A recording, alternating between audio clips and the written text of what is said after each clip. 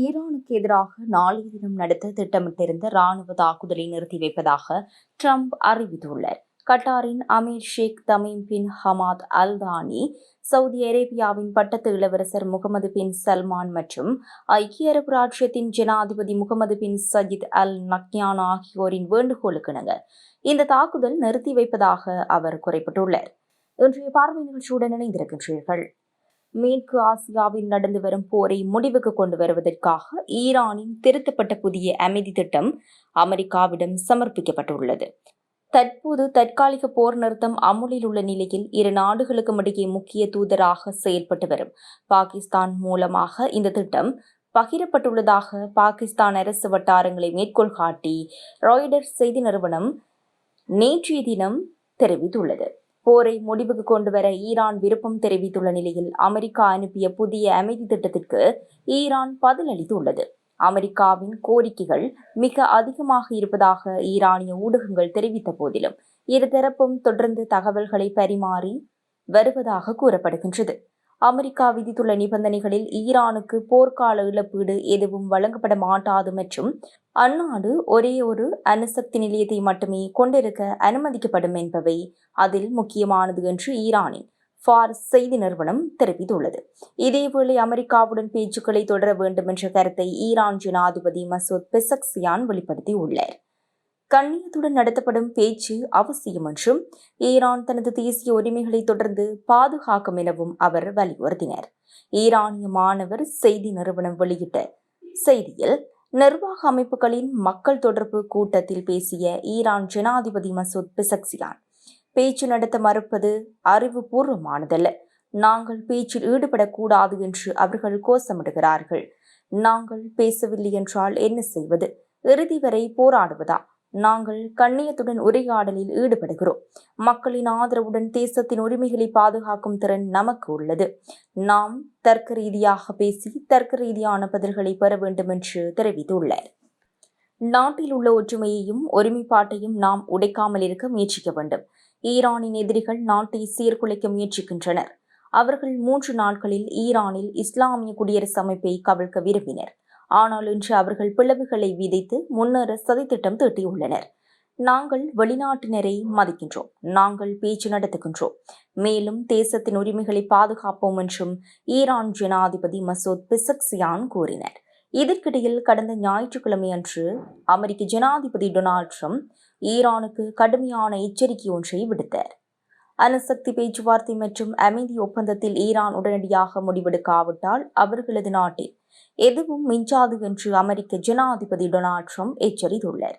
தனது truth social சமூக வலைதள பக்கத்தில் ஞாயிற்றுக்கிழமை பதிவிட்டுள்ள ஜனாதிபதி ட்ரம்ப், ஈரானுக்கான நேரம் வேகமாக ஓடிக்கொண்டிருக்கின்றது. அவர்கள் விரைவாக செயல்படுவது நல்லது. இல்லையெனில் அவர்களது நாட்டில் எதுவும் மிஞ்சாது. இந்த தருணத்தில் காலம் மிக முக்கியமானது என்று மிக கடுமையான தொனியில் எச்சரித்துள்ளார். வாஷிங்டன் விதித்துள்ள நிபந்தனைகளை ஈரான் ஏற்க மறுத்த சில மணி நேரங்களிலேயே ட்ரம்பின் இந்த பதிவு வெளியாகியுள்ளது.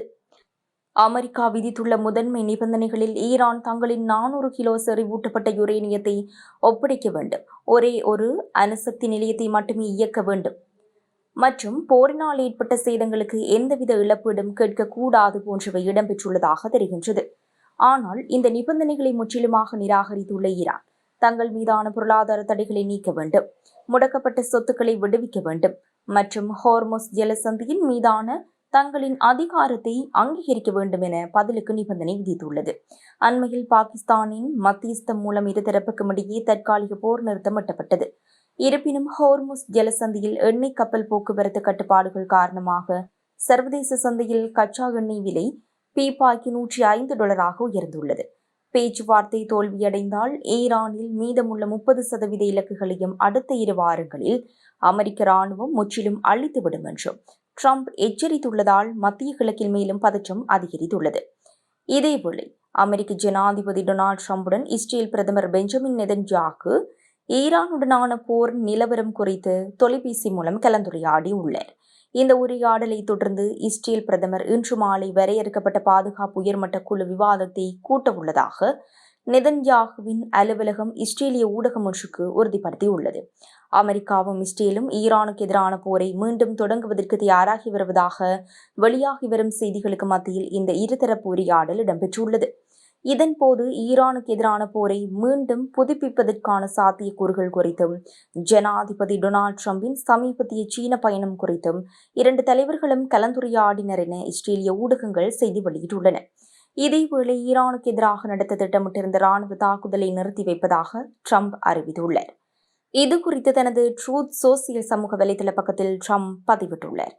ஒரு சிறந்த தலைவர்களாகவும் கூட்டாளிகளாகவும் தங்களது கணிப்பின்படி அமெரிக்கா மற்றும் ஒட்டுமொத்த மத்திய கிழக்கு நாடுகளுக்கு பொருந்தக்கூடிய ஒரு உடன்படிக்கை எட்டப்படும் என்று அந்த அரபு நாட்டு தலைவர்கள் சுட்டிக்காட்டியதாக ட்ரம்ப் குறிப்பிட்டுள்ளார். மிக முக்கியமாக இந்த உடன்படிக்கையின் கீழ் ஈரான் அணு ஆயுதங்களை வைத்திருக்க அனுமதிக்கப்பட மாட்டாது என்றும் ட்ரம்ப் அந்த பதிவில் வலியுறுத்தியுள்ளார். இந்த நிலையில் குறித்த அரபு தலைவர்கள் மீது தாம் கொண்டுள்ள மரியாதையின் அடிப்படையில் நாளைய தினம் திட்டமிடப்பட்டிருந்த ஈரான் மீதான தாக்குதலை நடத்த வேண்டாம் என பாதுகாப்பு செயலர் பீட் ஹெட்ஜெட், கூட்டுப்படைகளின் தலைமை தளபதி ஜெனரல் டேனியல் ஹைன் மற்றும் அமெரிக்க இராணுவத்திற்கு தாம் உத்தரவிட்டுள்ளதாக டொனால்டு ட்ரம்ப் தெரிவித்துள்ளார். எனினும் ஈரானுடன் ஏற்றுக்கொள்ளக்கூடிய ஒரு உடன்படிக்கை எட்டப்படாத பட்சத்தில் உடனடியாக முழு அளவிலான பாரிய தாக்குதலை முன்னெடுப்பதற்கு தயாராக இருக்குமாறும் அவர்களுக்கு அறிவுறுத்தியுள்ளதாகவும் ட்ரம்ப் தெரிவித்துள்ளார்.